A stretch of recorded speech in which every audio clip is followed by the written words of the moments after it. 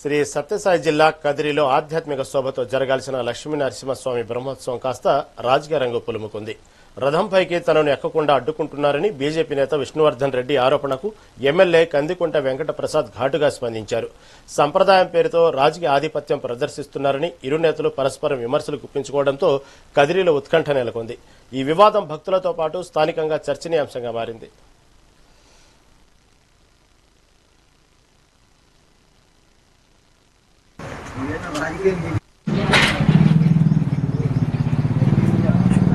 Sir 30 సంవత్సరాలుగా మీకు తెలుసు కదా, మీరు పోలీస్ ఆఫీసర్ మీకు తెలుసు కదా సార్, ఇన్ని సంవత్సరాలుగా మేము వస్తున్నప్పుడు ఏదేం సమస్య ఇప్పుడు ఆయన కోరిక తీర్చడానికి వ్యవస్థ అంతా కూడా సపోర్ట్ చేయాలని దానికి కూడా ఆంక్షలు పెట్టడం అనేది, దేవుడి యొక్క సేవలో పాల్గొనే ఆంక్షలు అనేటువంటిది అసలు నేను ఊహించలేదు.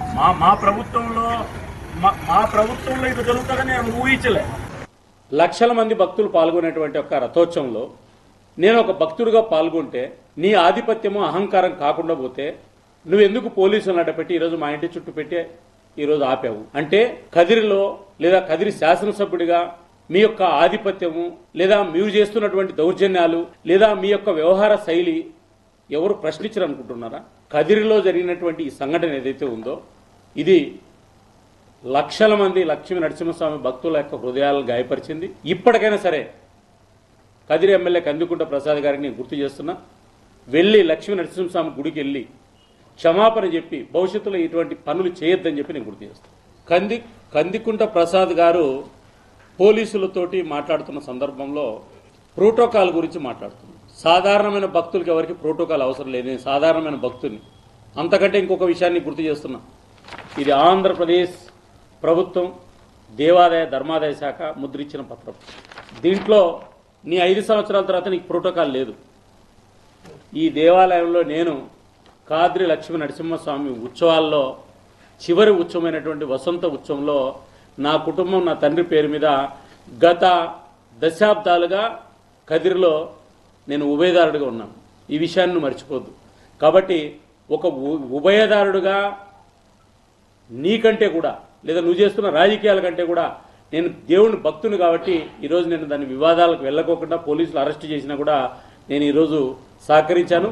భవిష్యత్తులో అయినా సరే ఈ రకమైన రాజకీయాలు చేయొద్దని చెప్పి నేను గుర్తు చేస్తున్నాను. వివాదం ఏమీ లేదు. వివాదాన్ని కొద్ది మంది సృష్టించాలనుకుంటున్నారు కానీ వివాదం ఏమీ లేదు. మీరు కూడా ఎప్పుడు రథంలో కూర్చోను, ఎమ్మెల్యేగా నేను కూడా పైకి ఉండను. దానికి కన్సర్న్ ఉంది. ఏమంటే రథాన్ని నడిపే క్రమంలో మాజీ ఎమ్మెల్యే పార్థసారథి గారు మొదటి నుంచి చొరవ తీసుకుంటున్నారు. ఆయన పేరు ఆయన అడగడు. మేమే మా అడ్మినిస్ట్రేషన్ పాయింట్ ఆఫ్ వ్యూలో ఈఓ గారిని అర్చకుల్ని ఆయన్ని అకామిడేట్ చేయడం జరిగింది. అంతకు మించి వివాదాలకు తలెత్తేటువంటి పరిస్థితి ఉంటే నేలకు దిగి ఇంకా తగ్గి అధికారాన్ని నెత్తికెక్కించుకోకుండా ఎమ్మెల్యే అని కూడా మేము ఆలోచన చెయ్యం. మా ఊరి పండగ ఇది, మా ఊరి గౌరవం ఇది. ఎక్కడ కూడా ప్రజలకు అవమానం గాని ఊరికి అవమానం గాని లేదంటే సమస్యలు తలెత్తే విధానం ఉంటే మేము తగ్గి నడుస్తున్నాం, తగ్గి నడచాలనే ఆలోచనతోనే ఉన్నాం. మా రాజకీయంగా ఎవరైనా చిన్న మనస్సు ఉండేటువంటి వాళ్ళు వివాదం చేయదలుచుకుంటే ఆ దేవదేవుడు వాళ్ళని చూసుకుంటాడు. బ్రహ్మోత్సవాల తర్వాత రాజకీయాలు మాట్లాడతారు.